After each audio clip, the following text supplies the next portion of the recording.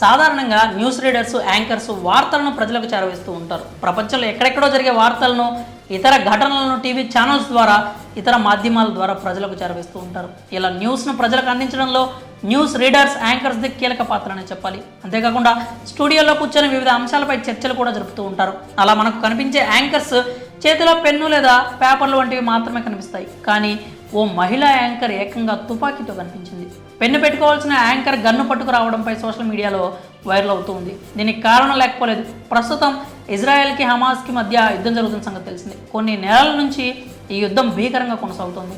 కొన్ని నెలల క్రితం హమాస్ తొలుత ఇజ్రాయెల్పై దాడి చేసి ఆ దేశానికి చెందిన చాలామందిని బందీలుగా గాజాకు తీసుకెళ్లారు. ఈ ఘటనలో ఈ రెండు దేశాల మధ్య యుద్ధం ప్రారంభమైంది. ఇక హమాస్ చేసిన పనికి ఇజ్రాయెల్ తీవ్ర ఆగ్రహానికి గురైంది.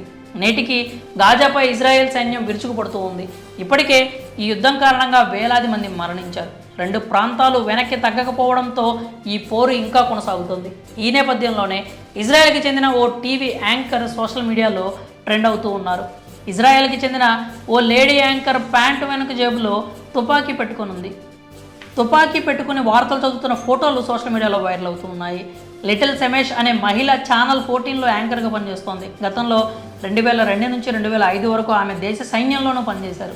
గత ఏడాది ఇజ్రాయెల్పై జరిగిన దాడి, ప్రస్తుతం హమాస్లో యుద్ధం నేపథ్యంలో ఇజ్రాయెల్లో పలువురు మహిళలు తమ వెంట తుపాకులు తీసుకెళ్తున్నారు.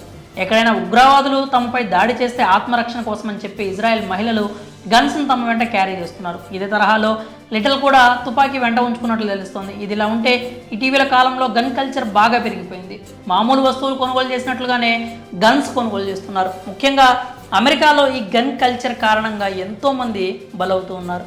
ఇటీవల కేవలం వారం వ్యవధిలో 400 మంది బలయ్యారు. ఈ నేపథ్యంలోనే యాంకర్ జేబులో తుపాకీ ఉండడం తెగ వైరల్గా మారింది. మరి పెన్ను పెట్టుకోవాల్సిన